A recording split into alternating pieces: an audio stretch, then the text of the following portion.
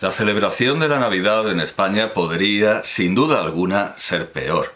Podríamos tener, como en otros países de Europa, personajes que parecen estar diseñados por Herodes, como el Padre Fuetero o el Krampus. Aquí, hasta la humillación del carbón para los niños malos se acabó transformando en el regalo de carbón dulce.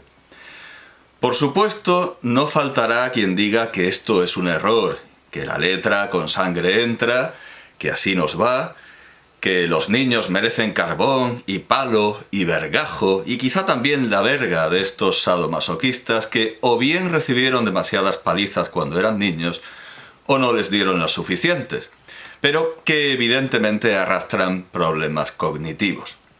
Aún así, las Navidades en España distan mucho de ser una fiesta para los niños, porque realmente, ¿qué se hace para ellos?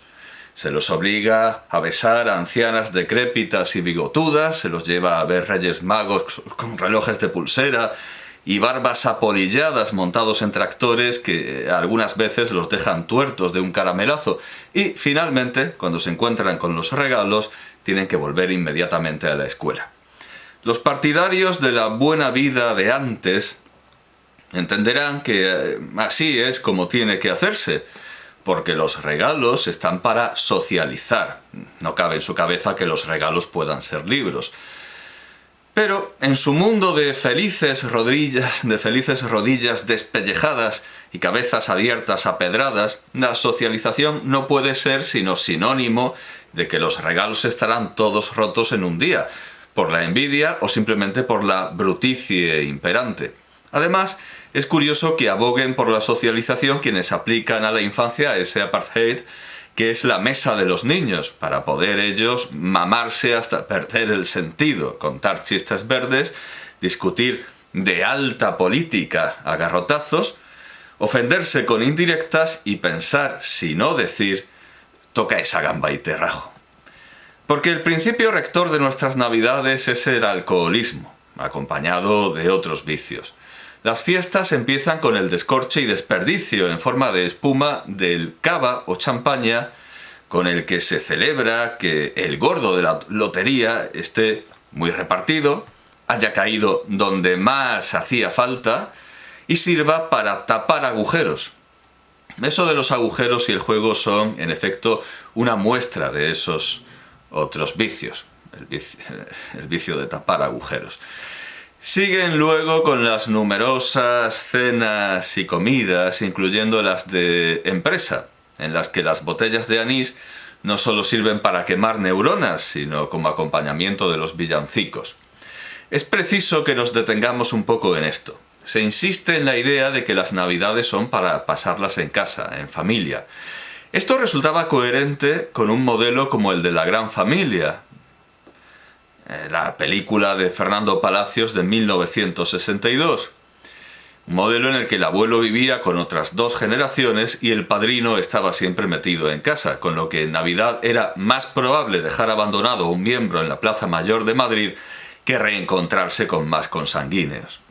Pero cuando se vive en casas separadas, pasar la Navidad en casa quiere decir irremediablemente en casa de otro, realizando a veces largos e incómodos trayectos por carretera.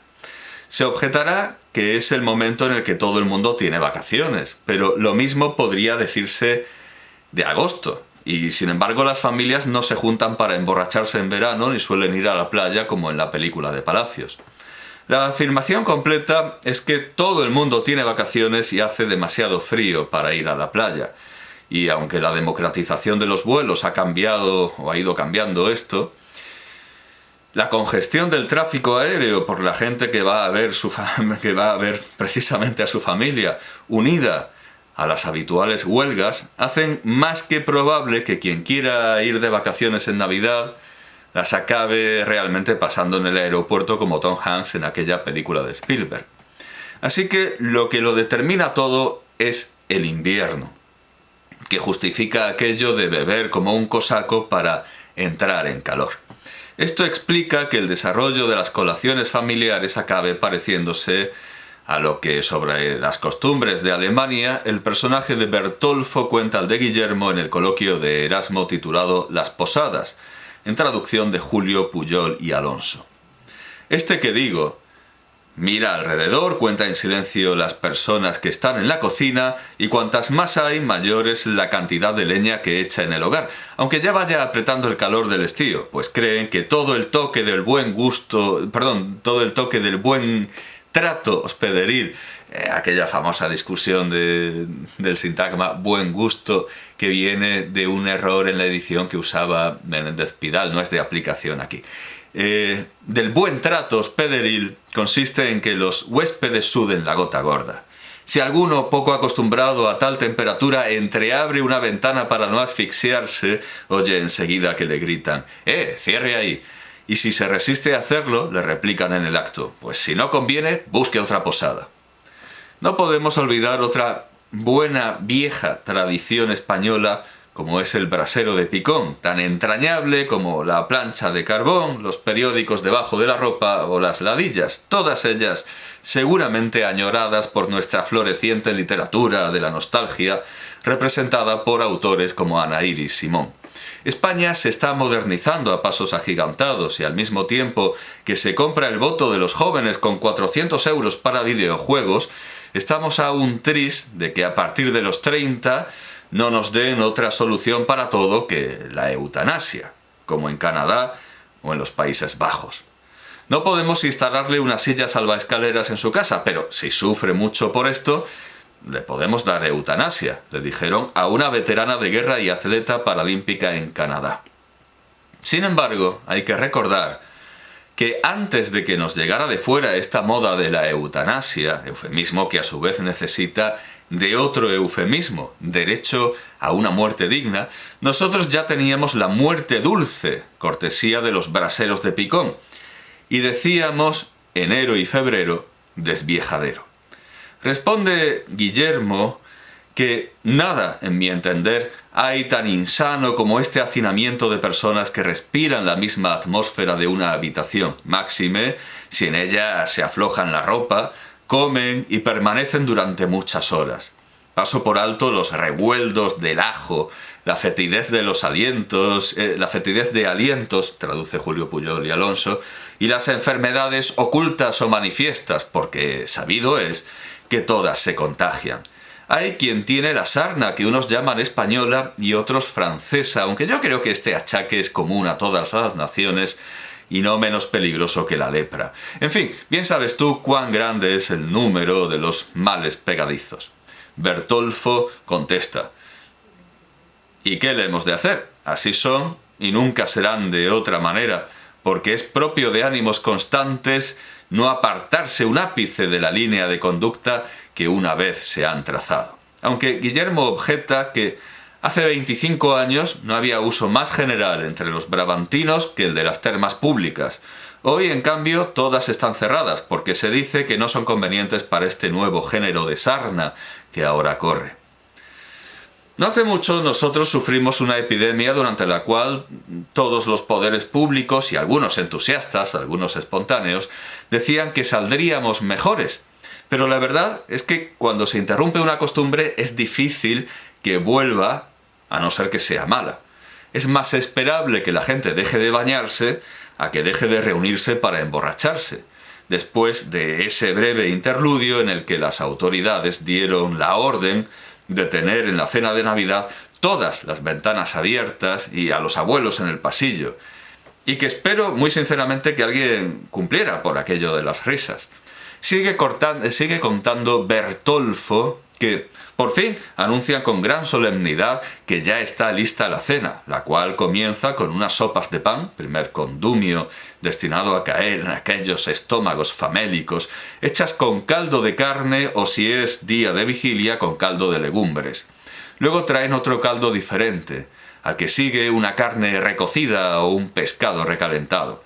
Después sirven las coles, tras de ellas un manjar algo más sólido y cuando el buche ya va estando repleto, ponen carne asada o peces cocidos, bocados que no hay más remedio que gustar si no se quiere que lo tomen como una ofensa. Debo advertir, sin embargo, que estos platos no son nada abundantes y además los levantan enseguida, de modo que guardan en las comidas las mismas reglas que los cómicos en el teatro. porque así como estos alternan la comedia con el coro, así los posaderos de Alemania alternan las sopas con las coles, procurando también que el último acto sea el mejor de todos. Eso es de buenos poetas, comenta Guillermo, y sigue Bertolfo.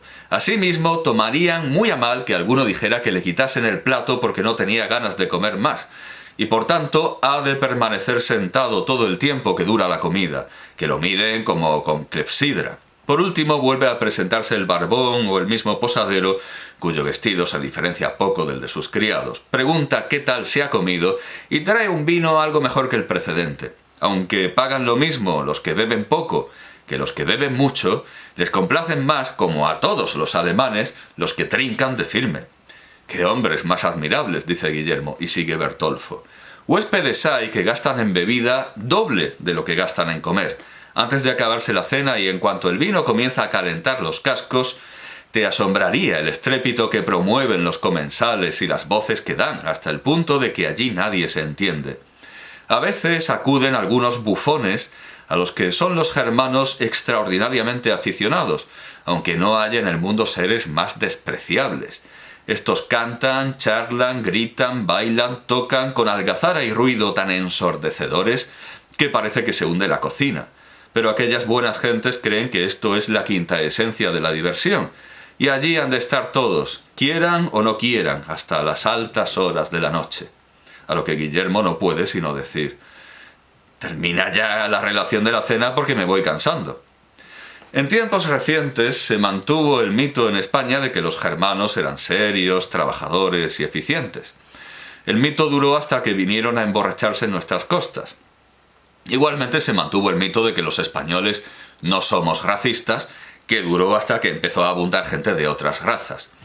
Esto se ve claramente en que los mismos que protestan porque haya actores negros que hacen de personajes blancos, protesten porque en las cabalgatas de reyes al rey negro lo encarne un negro, y no, como manda la tradición, un vecino con la cara pintada o incluso con un pasamontañas. Pero que haya ganado, como exigen por ejemplo en Córdoba, que haya ganado el codiciado sorteo para ocupar ese papel. Queda claro que lo que les molesta no es la fidelidad histórica, sino los negros, y que consideran que los negros no valen ni para ser negros, porque ellos lo hacen mejor. En todo caso, estos alemanes de antaño reflejan a la perfección a los españoles de hogaño, y seguramente a los festejantes etílicos de cualquier nación. La cena, porque la sarna no es ni francesa ni española, y la embriaguez tampoco.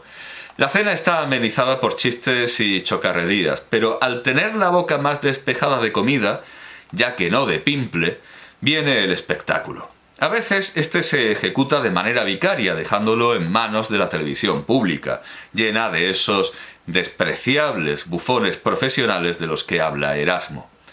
A años luz de los especiales de Charlie Brown o los teleñecos, de los capítulos navideños de las grandes series cómicas, de las adaptaciones de Dickens, no pidamos ya absurdos como que se adapten los cuentos navideños de Emilia Pardo Bazán y de otros de nuestros clásicos, y del cine, que se considera apropiado a estas fechas por la verdaderamente paradójica razón de que sus protagonistas no llevan pantalones. Por ejemplo, no suele faltar Tierra de los Faraones de Howard Hawks, que trata de un tiempo no solo anterior a Jesús, sino también a Moisés. El modelo arquetípico es el que podríamos calificar de berlusconiano, fundado en un gracioso feo, que cumple con lo segundo mejor que con lo primero, y una o varias mujeres de belleza espectacular, aunque a veces el criterio para juzgar esta belleza sea ampliamente discutible y ceda a las operaciones de cirugía estética o pretenda celebrar el nacimiento de un nuevo año con una inspección ginecológica. La imagen de Jesús Gil y Gil con la camisa abierta hablando de su caballo imperioso rodeado de buenas jacas supone la realización más acabada y grotesca de esta idea. Paradójicamente, los especiales de fin de año de Televisión Española dejaron de estar presentados por grandes actores como Antonio Garisa, José Sacristán, Andrés Pajares, Concha Velasco o Tipi Coll, y dirigidos por genios de la imagen como Valerio Lázarov, después de que se hiciera la crítica más feroz a lo trillado y vulgar con los que convivían en pantalla estos artistas. Y desde luego Valerio Lázarov al final se puso plenamente al servicio de lo berlusconiano, pero no por eso dejaba de ser un genio de la imagen. En 1988 Pilar Miró pidió a Javier Gurruchaga que diese mucha caña en su especial de Nochevieja, La Última Cena del 88. Aunque esto resultaba paradójico, porque Miró se había deshecho de muchos autores, de muchos creadores, que daban mucha caña, pero no la que ella quería. A Luis García Berlanga, quien consideraba un machista, lo cesó en una escena que aparece evocada en Todos a la cárcel. Y Lolo Rico, a quien obviamente consideraba demasiado roja, o directamente una roja, Lolo Rico dimitió después de que le censuraran un programa. A pesar de esto, sí es cierto, a pesar de la posible paradoja, sí es cierto que Gurruchaga dio mucha caña desde el principio del programa, en el que subvertía la dinámica de los sexos apareciendo no con una belleza medio desnuda, sino con Lola Gaos, que, bueno, en fin, subvierte quizá no tanto la dinámica de los géneros como el concepto de belleza. Bueno, aparecía primero con Lola Gaos, pero luego aparecía el mismo vestido de mujer con un culturista negro, hasta el final, en el que se satirizaba a Pilar Miró, sin olvidar el homenaje a Buñuel, que daba nombre a los estudios en los que se rodó, creados por la propia Pilar Miró, que supone la escena escatológica, es un homenaje al el fantasma de la libertad, aunque también remitía subversivamente a García Berlanga, que quiso que una de las presentadoras durante un tiempo de estas primeras galas de fin de año, Bárbara Rey, una de las copresentadoras, estando esposada a las rejas de una cama, quiero recordar que el verbo que usaba y que me sorprendió era, quería que echase un pedo. Echar me parece un verbo poco usual, pero bueno, sí, quería que... Pero no lo consiguió. En cambio, Antonio de Senillosa y Cros sí que lo logra hacer en este especial de Nochevieja, y uno quizás se explica por qué Kissinger acabó confiando más en la monarquía alauita que en la borbónica, porque Juan Carlos I le mandó como agente a Senillosa. Pero bueno, al margen de lo que yo pude opinar en aquel momento, porque lo vi en directo, lo vi en el momento en el que se emitió, y al margen de lo que pueda pensar hoy, parece ser que las autoridades, y de lo que pueda pensar o de lo que pudiera pensar Kissinger, porque ya ha pasado a, no sé si decir mejor vida, parece ser que las autoridades entendieron que al público no le gustó. Y sumándose el hecho de que eso del pedo de Senillosa, que apareció incluso en algún... Es más, podría incluso buscarlo, no sé si sería uno de los romances de Jaime Campomanes, no lo creo. Pero alguien llegó a ponerlo en verso, evidentemente en el ABC, pero no, o quizá en el blanco y negro. En el blanco y negro, o más específicamente la sección humorística de blanco y negro, que era el loro. Muchos decían al loro, no, era el loro, pero se ve que mucha gente era incapaz de entender eso y decía al loro. Era un error que incluso la propia revista tuvo que... Bueno, no lo encuentro, pero seguramente esté en la hemeroteca de ABC. Televisión Española entendió que al público eso no le gustó, y sumándose al hecho de que Pilar Miró tuvo que dimitir cuando fue acusada de malversar dinero público, no en programas especiales subversivos con ecos de Azcona y Marco Ferrer y Berlanga y Buñuel, sino en lujos para su persona, en 1989 comenzó el incontestado reinado del terror de Martes y 13, que alternándose en alguna rara ocasión con los morancos, son los seguros culpables de la merma intelectual de los españoles durante el periodo socialista, en el que, como vemos, se prefirió un humor blanco, un humor mucho más blanco que el de Gurruchaga, que consistía, por ejemplo, en reírse de las mujeres maltratadas con aquello de «mi marido me pega». Eso encantaba al público, eso sí gustaba al público. Pero otras muchas veces un cuñado o una tía logran llegar al razonamiento lamentablemente acertado de que no necesitan la televisión para decir «mi marido me pega» o «dígamelón». Gracieta esta que su autor reconoce que se le ocurrió para divertir a su sobrino en la cocina cuando estaba cortando melón y que inmediatamente consideró digna de ser emitida para millones de españoles. El secuestro de los concurrentes resulta mucho más implacable entonces, porque es más probable que un televisor explote de vergüenza, como los Budas de Bamiyan, por los especiales de Nochevieja en el que una guitarra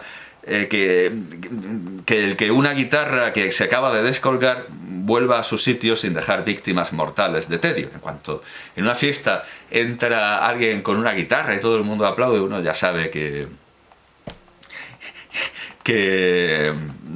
precisamente no se puede decir que haya pasado a mejor vida, como uno dudaría en el caso de Kissinger, sino que ha muerto.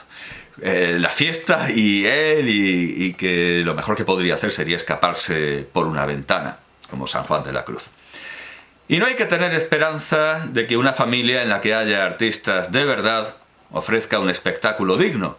Los apellidos más famosos del mundo del humor, la música, el teatro y la danza no podrían ofrecer mucho en las circunstancias habituales de las cenas de Navidad, y eso incluso haciendo la concesión de incluir los apellidos judíos. ¿Qué podrían hacer los hermanos Marx hasta arriba de comida, apoltronados y cocidos? ¿Y qué podrían hacer los hermanos Flores hasta arriba de...? Bueno, por eso lo mejor sería abandonar los manteles para ir a la ópera o al cine o al circo o a ver tragasables, pero es que ya no se va ni a la misa del gallo, que era el propósito de todo esto. Y la marabunta de bufones da al traste con todo, y no solo en Nochebuena y Nochevieja, sino a todas horas. Porque por todas partes encontramos coros infantiles de villancicos, en anuncios, en la megafonía de los supermercados, en los colegios, por la calle, en el piso de al lado, aunque lo que más oigo yo de las fiestas de los vecinos son los bostezos, a gran volumen, unos bostezos constantes. ¿Sí? A veces el yo me remendaba, yo me remendé, y el ay del chiquirritín metidito entre pajas se sustituye por Mariah Carey, y las grabaciones por coros en vivo, generalmente dirigidos por maestros incapaces de entender que no todos queremos escuchar esa mierda. Y no me refiero necesariamente a los villancicos, sino a las voces infantiles y a Mariah Carey, aunque también a las drag queens y cantantes con tatuajes, bigote y falda que están imponiendo las cadenas de televisión y que tienen el mismo desprecio por la tranquilidad humana que Rocío Jurado berreando el tamborilero. Nada extraño, claro, porque están hechos de la misma pasta.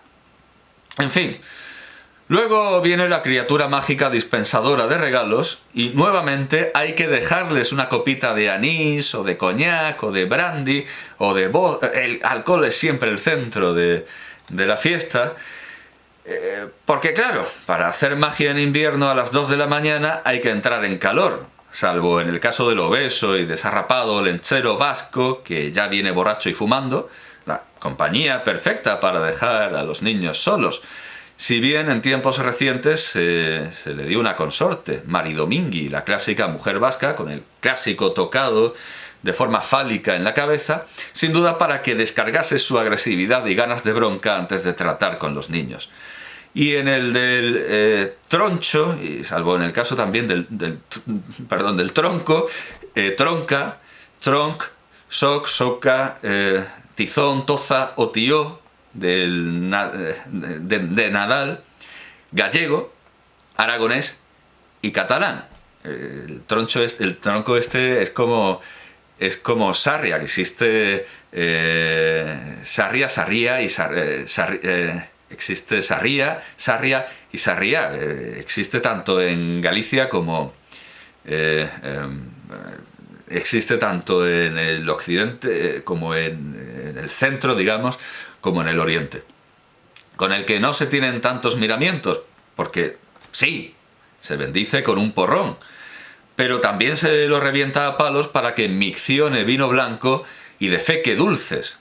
Nunca, eso sí, objetos de gran tamaño, porque a fin de cuentas todo el mundo tiene sus limitaciones por más palos que le den. Entiendo que la versión de la canción con la que se apalea el tronco que da Federico Pastor y Lluís en refrans y modismas tortosins de 1910, Tronc de Nadal solta turrons pixavin black, Tronc de Nadal solta turrons pixavin blanc, vin blanc, vi con apóstrofe, no es que la forma sea vin, es que como vino del blanco. Intenta disimular la famosa afición catalana a la escatología, esta versión, la escatología y no precisamente la teológica, que lleva a que el acontecimiento más celebrado en los belenes de aquel pueblo no sea el portentoso parto virginal de María, virgen antes, durante y después del parto, sino que un pastor plante un pino, alumbramiento después del cual difícilmente podrá decir que permanece virgen, luego de haber soltado semejante truño o ñordo. Palabra esta que, por cierto, es la manera en la que simpáticamente los independentistas llaman a los españoles que no les parecen lo suficientemente catalanes, y a quienes los independentistas vascos llaman maquetos. Huelga decir que así como en Pamplona el olentzero ha procesionado rodeado de presos etarras, nada extraño porque lo mismo ocurre con otra grande y noble tradición pamplonica, consistente en correr borracho delante de toros bravos, el Cagané también se ha politizado, aunque desde luego ver a ciertos líderes en cuclillas y con los pantalones bajados transmite un mensaje equívoco. Afortunadamente, frente al esfuerzo de algunos por tomarse en serio, de demasiados por tomarse en serio cosas que no lo son, la sátira multidireccional prevalece. El caso es que, como decíamos, el suelta recogido por Pastor y Lluís suena demasiado pacato, porque lo que tenemos en el refrané del Matarraña de Miquel Blanc de 1983 es Tronc de Nadal, caga tarró con A, tarró y pix vi blanc. Y en la suca de Nadal de Teresa Sabaté y Rudier y Rita Culla y Per Arnau de 1990, lo que tenemos es Tronc de Nadal, caga turrons y pixa vi blanc. No caguis arengades, que son massa salades. Caga turrons, que son molt bons. Alguna vez, eso sí, porque iba a cagar arenques. Bueno, no lo sé. Alguna vez, eso sí, se han confundido estas dos tradiciones, la primera de ellas venida del País Vasco francés, según Pío Baroja, y la otra compartida con Occitania y Andorra, porque en Areso, en Navarra, unos guardias civiles se pasaron 3 años llegándose a la plaza del pueblo con las luces apagadas y subiendo al coche al muñeco del olentzero para hacerle un lasa y zabala. Paradójicamente, los agentes que fueron expedientados y trasladados siguieron con más fidelidad la tradición vasca que el resto de los vecinos. Nos queda claro al leer el ensayo Olentzero de los intermedios de Pío Baroja de 1931, en el que, después de reírse del modelo nacionalista de Sabino Arana, basado en la teocracia y en la imitación del nacionalismo catalán, diciendo que, como los vizcaitarras tienen como lema Jaungoikia Talagi Sarrak, Dios y las leyes viejas, muchos vascos tenemos este otro, Urtzi Talege Gabe, Urtzi y sin leyes, que es un postulado parecido al que defendemos el bachiller Juan de Itzea y yo respecto al país del Bidasoa. República del Bidasoa, sin moscas, sin frailes y sin carabineros.